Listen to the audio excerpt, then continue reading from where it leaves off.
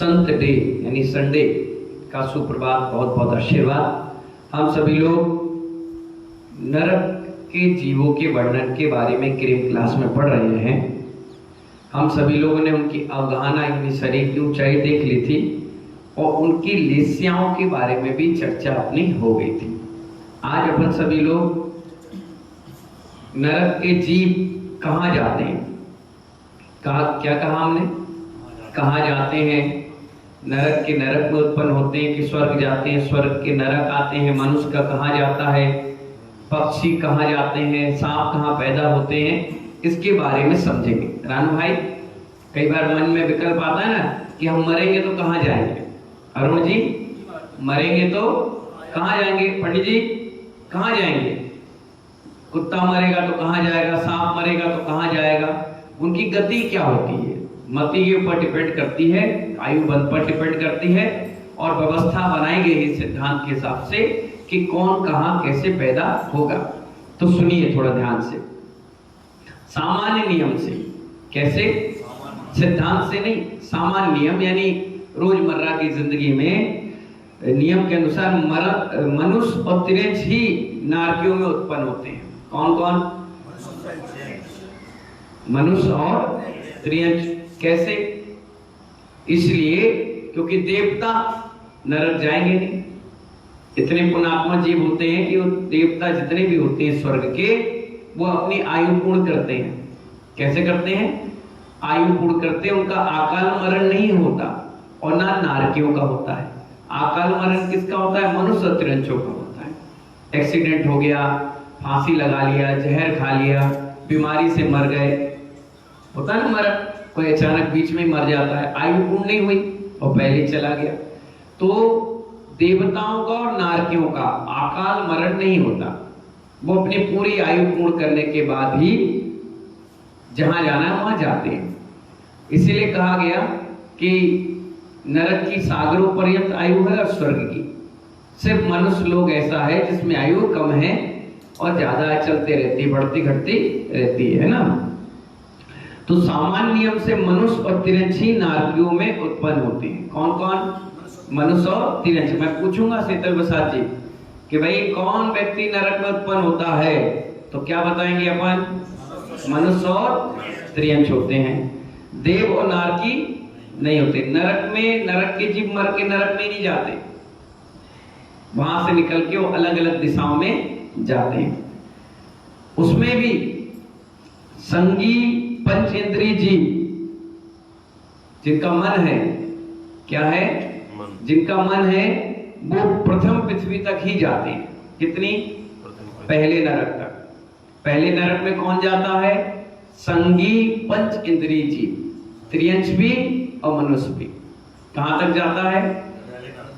पहले नरक तक। शरीर स्पर्श, जिनका शरीर है, जिनके शरीर को टच किया जा सकता है, छू लिया जाता है, वो दूसरे नरक तक। कहां तक जाते हैं? नरक मतलब मनुष्य और त्रियंच दोनों की बात चल रही है। तीसरे नरक तक कौन जाता है? जितने भी पक्षी हैं, जितने भी उड़ने वाले, मक्खी, मच्छर, कीट, पतंगा, तोता, मैना, जिनके मैना नहीं, जिनके मन नहीं है, असंगी है, वो जाते हैं तीसरे नरक तक। सांप कौन से नरक जाएगा? चौथे नरक तक। इससे ज्यादा नहीं। हाँ, हो सकता है पहले दूसरे तक चले जाए, लेकिन 4 के बाद नहीं जाएगा। बाउंड्री है इनकी। कितनी है? बाउंड्री है। शेर 5वें नरक तक जा सकता है। कितने? सुनते जाना बड़े ध्यान से। शेर, जोर से बोलो, 5वें नरक तक। स्त्री 6वें नरक तक। कहां? आप लोग जब शादी होती है, उत्तम चंद जी, जब शादी हुई थी, फेरे लगाए थे? फेरे कितने फेरे लगते हैं? 7। तो 6 में लेडीज आगे रहती है और 7वें में वो जेंट्स। वो इसी का सिद्धांत है। 6वें नरक तक कौन जाती है? 6वें नरक तक। और 7वें में जैसी फेरी स्टार्ट हुई, पंडित जी कहते हैं जेंट्स आगे हो जाओ, मतलब अब 7वें नरक तक जेंट्स जा सकता है। कौन जा सकता है? हाँ, जेंट्स भी जाएगा।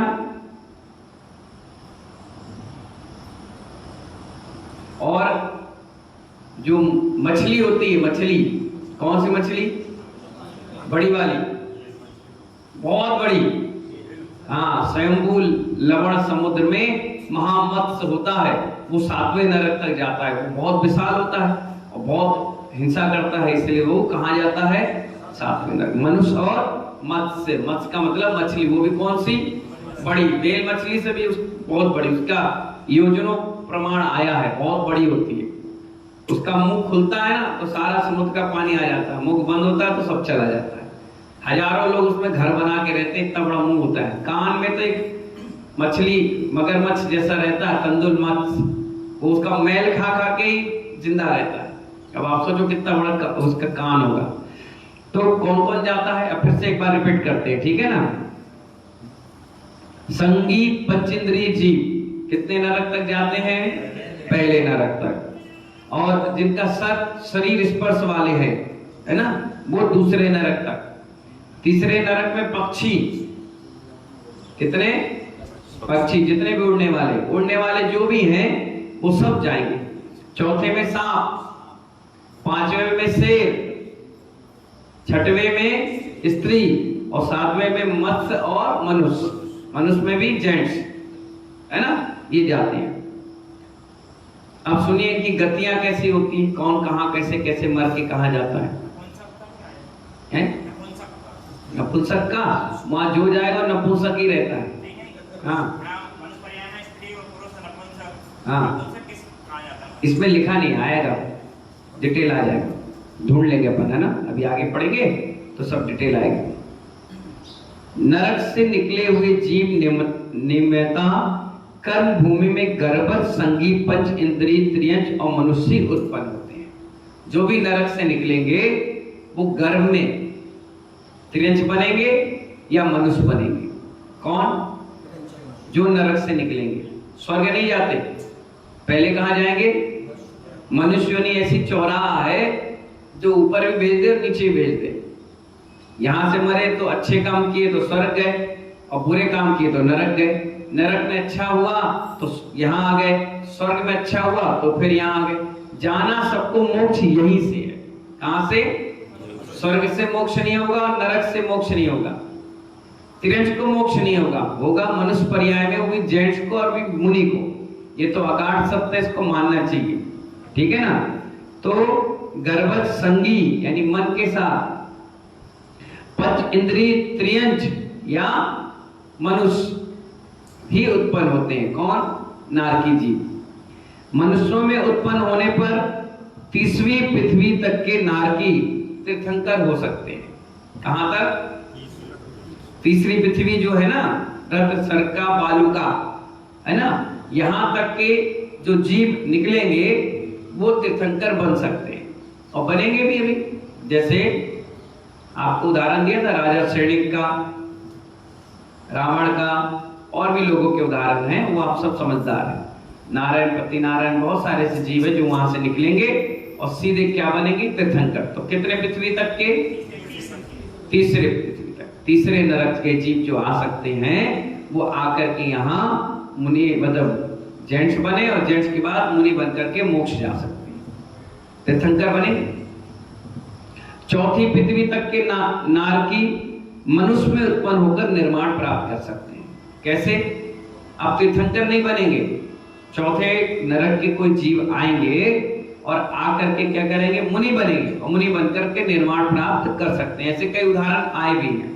एमपी ने साहब समझ में आ रहा है? 5वीं पृथ्वी तक के नारकी वहां से निकलकर संयमा, संयम या संयम को प्राप्त कर सकते हैं, त्यागी तपस्वी बन सकते हैं। क्या बन सकते हैं? प्रतिमाधारी, क्षुल्लक, श्रावक, श्राविका, है ना, ये बन सकते हैं। 6वीं पृथ्वी से निकलने वाले नारकी संयमा, संयम ग्रहण कर सकते हैं, ये भी त्यागी तपस्वी बन सकते हैं। 7वीं पृथ्वी के नारकी वहां से निकलकर नियमता त्रियंच ही होते हैं। क्या बनते हैं वो? सातवीं नरक की पृथ्वी बहुत भयानक है। मैंने आपको बताया था, एक कण लिया तो कितने योजन तक, 12 कोस तक के लोग मर जाएंगे उसकी बदबू से। तो वहां इतना भयंकर मार काट मचता है कि वहां के परिणाम इतने खराब रहते हैं कि वहां का जो जीव निकलता है वो नियम से त्रियंच ही बनता है। क्या बनता है? त्रियंच का मतलब ये नहीं घोड़ा हाथी, वो बनते जैसे जल का एक जीव, अग्नि का एक, वायु का एक, पृथ्वी का एक, तरस का एक, कई प्रकार के जीव हैं, बनेंगे और फिर अपना जीवन सुधारेंगे तो आगे बढ़ेंगे, नहीं तो वहीं मरते रहेंगे, है ना। त्रियंच होकर के भी वहां नियमता मिथ्या दृष्टि होते हैं। कौन से होते हैं? सातवें नरक के जीव नियम से त्रियंच बनेंगे भी तो कैसे बनेंगे? मिथ्या दृष्टि, ठीक है ना। उस पर्याय में सम्यक और सम्यक मिथ्या आदि किसी भी गुण स्थान को प्राप्त नहीं कर सकते, उनका नियम है, सिद्धांत है। नरक से निकलने वाले जीव वसुदेव, बलदेव और चक्रवर्ती नहीं होते। क्या कहा? क्या कहा? जोर से बोलो। वसुदेव, बलदेव और चक्रवर्ती ये नरक के निकलने वाले जीव नहीं होते। इसको फिर एक बार रिपीट कर रहे हैं, दोबारा सुन लीजिए। नरक से निकले हुए नियमता कर्मभूमि में गर्भस्थ, संगीत, पंच इंद्रिय, त्रियंच और मनुष्य होते हैं, ये तो पता चल गया। दूसरा, मनुष्य में उत्पन्न होने वाले तीसरी पृथ्वी से तीर्थंकर हो सकते हैं। जो यहां से नरक गए तो नरक में तीसरी पृथ्वी तक जा सकता है जीव, और वहां से आने के बाद तीर्थंकर बन सकता है। तीर्थंकर प्रकृति का जिसने बंद किया है, ठीक है ना, हर कोई नहीं। चौथी पृथ्वी तक के नारकी मनुष्य उत्पन्न निर्वाण को प्राप्त कर सकते हैं, यानी मुनि बनकर मोक्ष जा सकते हैं, तीर्थंकर नहीं बन सकते। पांचवी पृथ्वी के नारकी जीव वहां से निकलकर संयमा, संयम और संयम यानी त्यागी, तपस्वी बन सकते हैं। छठवीं पृथ्वी से निकलने वाले नारकी संयमा, संयम यानी व्रत, नियम, संयम ले सकते हैं।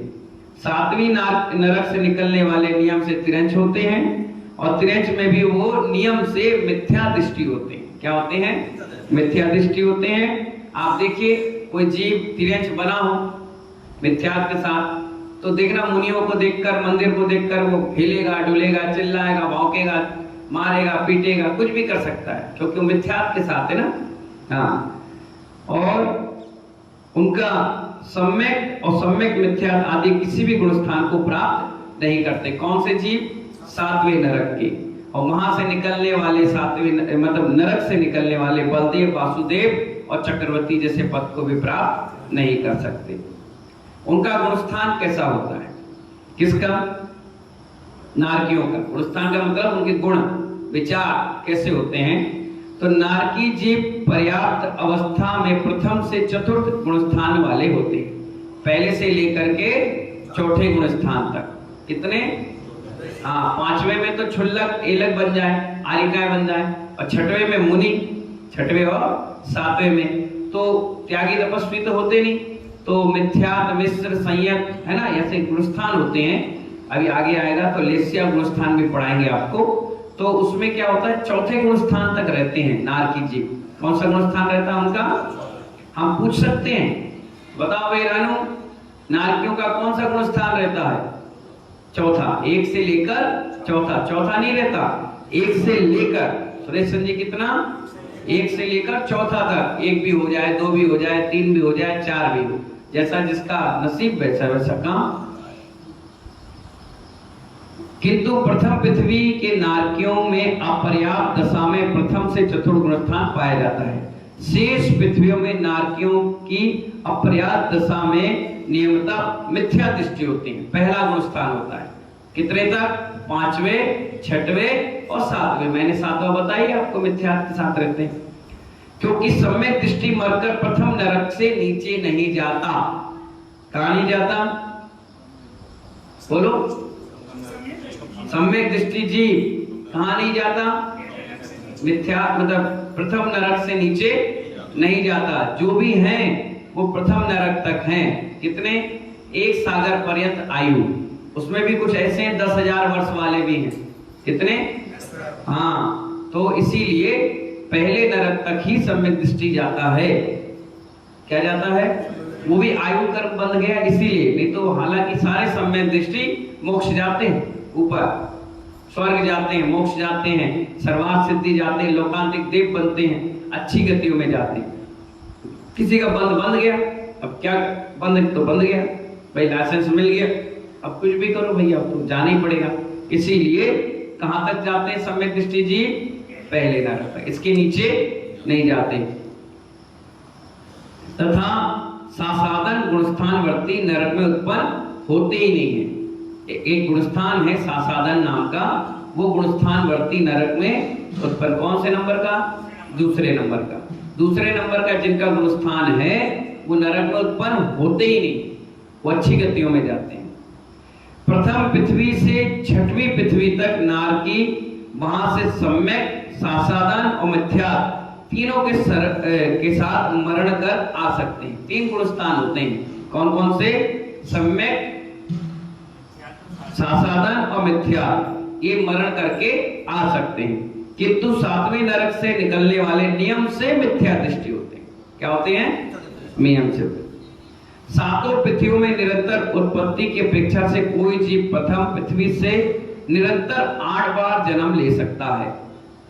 कितनी बार नरक जा सकते हो पहली पृथ्वी पर? पहले नरक में कितनी बार जा सकते हो? कैसी जैसा? कितनी बार? 8 बार। 8 बार के बाद आप नियम से अपना कल्याण कर लेंगे, दूसरी गति पहुंच जाएंगे। जैसे कहा जाता है ना कि एक कार्ड आपको बना दिया गया, उसमें आप 8 बार सामान ले सकते हो। कितनी बार? 9वीं बार क्या होगा? कार्ड चलेगा ही नहीं, दोबारा बनाओ या उसको फिर से रेनोवेट करो, है ना? ऐसे ही इसमें भी सुविधा है। पहले नरक तक कितनी बार जा सकते हो? कितनी बार? याद कर लीजिए। शेष पृथ्वियों में एक बार कम होते हुए क्रमशः दूसरी में 7 बार, तीसरी में 6 बार, चौथे में 5वें में, 6वें में और 7वें में 2 बार। 2 बार उत्पन्न हो सकते। 7वें नरक में 1 बार गए, फिर दूसरी बार चले जाओगे, बस इसके बाद तो तुम्हारा कल्याण हो जाएगा। 33 सागर है। कितने? हाँ, वहां कभी मत जाइयो, पता नहीं कितनी भाव निकल जाए, कितने पर्याय निकल जाए, पड़े रहो सड़ के गड़गल के। इसलिए भैया भगवान से क्षमा मांगो कि चलो अपन तीसरे तक जा सकते हैं। इस पंचम काल में अपन सम्यक दृष्टि होंगे तो 1 तक जा सकते हैं, बाकी भैया बच गए। अपन अच्छे काम करो, स्वर्ग की चिंता करो, इधर की चिंता तो करे मत, है ना? तो इस प्रकार से क्या होता है, उनका जन्म होता है। बाकी के शेष किस कारण से उत्पन्न होते हैं नरक, वो आपको कल बता देंगे, ठीक है ना? इतना समझ में सबको आ गया ना? जय बोले महावीर भगवान की। नमो हरि।